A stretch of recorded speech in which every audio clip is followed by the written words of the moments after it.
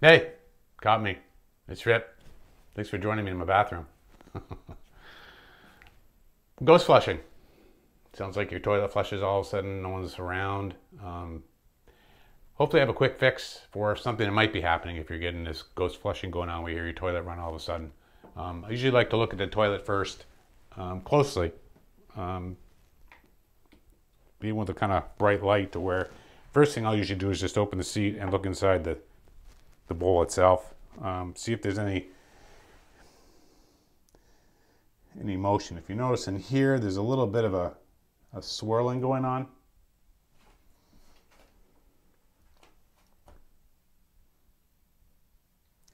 Listen, I can hear a little bit of a,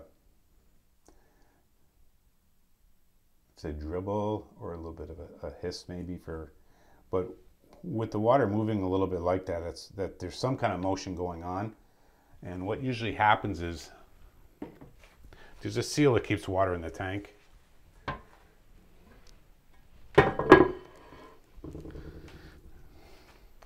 And this is essentially what it looks like inside your toilet.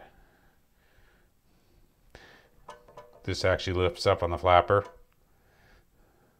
The water runs down into the toilet bowl, swirls, and then goes out. Well, if the seal is tight and there's no water draining from this tank into the bowl, you won't have anything ghost flushing. But if there's water that's seeping past the seal on the bottom, what happens is it'll drop down a little bit and drop down a little bit and drop down a little bit, and this float right here, which is monitoring what the level of the water is, will all of a sudden reach a point where it'll ghost flush because it needs to bring the water level back up to where it's supposed to be. So today we're going to dive in a little bit into the insides here. We're going to clean up the bottom of the bowl where you get some sediment stuff caught up. That could be also stopping maybe the seal from the bottom. But what we're looking at is the flapper in the bottom here. If I lift up on that, and we'll flush it. But one thing I like using is to kind of make some makeshift tools to try to keep things in place. So what I'm going to do is I'm going to grab coat hangers are always pretty handy to bend and make things work the way they should. Like I was saying, this arm right here is what actually the float goes up and down with to turn the water off and on. So because I'm going to flush this now, I don't want this to continue filling up the toilet. I want it to kind of drain down. So this is what happens on a flush. That lifts up your flap. The float usually will keep it up in place until it's down, and then actually will shut off and seal. And that's actually what we're going to look at right now, because if that seal is not sealed, you'll get a little bit of a leak through there. The tank water drops down and level. This float says, ooh, we need some more water, and it sounds like someone's flushing your toilet when there's no one around. So this is going to hold this up in place so it's not going to run while we drain the rest of the tank down.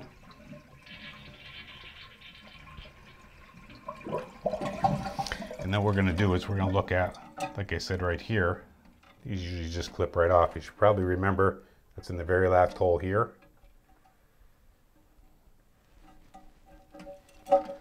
And then the way these come off, there's usually a couple posts here. And sometimes they're rubber and they're flexible, and sometimes they just snap up off the loop or the pins right here.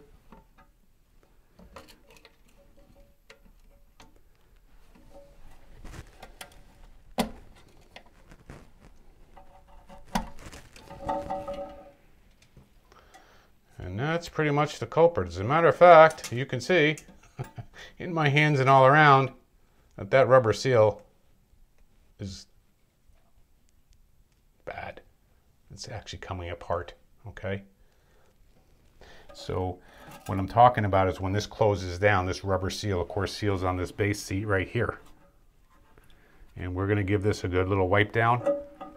And we're going to see if we can find another replacement. Now, this is a Kohler toilet. I like replacing OEM, original equipment, manufacturing stuff. So I'm going to look for a Kohler replacement piece to put into the Kohler toilet. We're going to clean it up, and then I'll show you how to put things back together. Okay, so like I said, I found a Kohler. Pretty much matches up to what the other one looks like, right? More cleaner. Eileen loves it because it's cleaner. And as you notice, as I'm pulling this thing apart, it's kind of changed it over a little bit. So it's got the rubber ears instead of the hard plastic ears.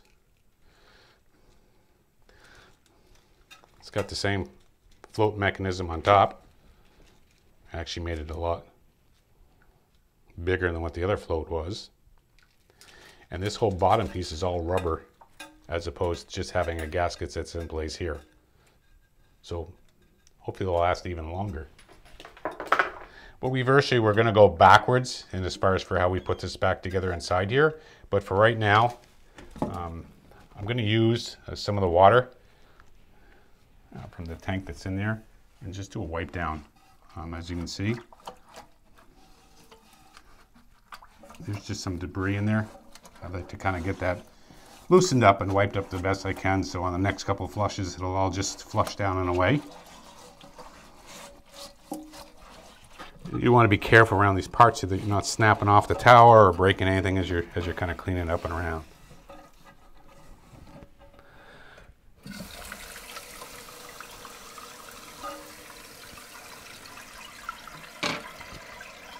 And then because I've got water that actually fills right from here, I got a good little water source to just kind of run some water and clean it up as I'm wiping it down.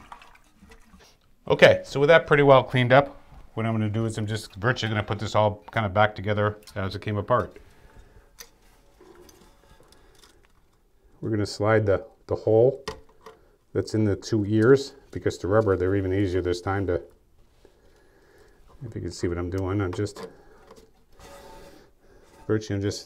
putting those plastic pegs through the holes in the ears, making sure that the flapper side is down, right? The chain is going to come back up to here.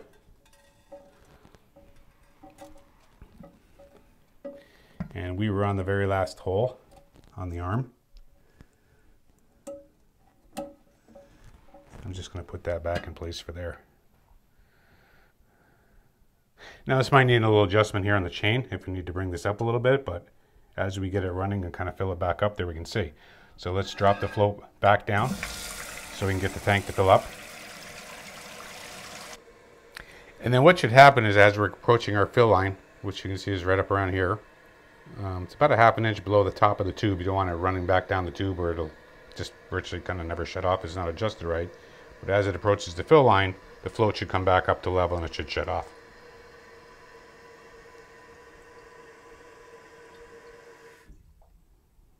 A little bit high. I got to adjust that down a little bit because it's a little bit high in the float line, but it is off. And so now,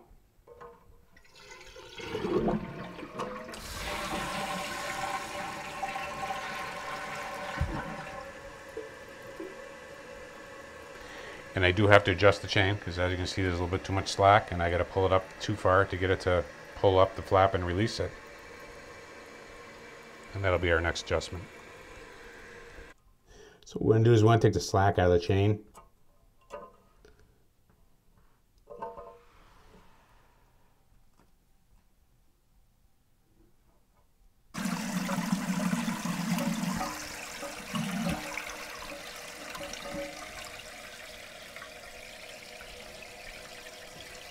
Okay, so with the slack taken out of there now we can, when we push down the handle, it'll lift the flap up. It'll flush the toilet, the flapper will close back in, seal around the base, and we should be good to go. Love to hear your comments, questions. Thanks so much for my beautiful, lovely wife to stay behind the camera. Thank you, Eileen. Welcome. And we'll see you next time. Hope this helps.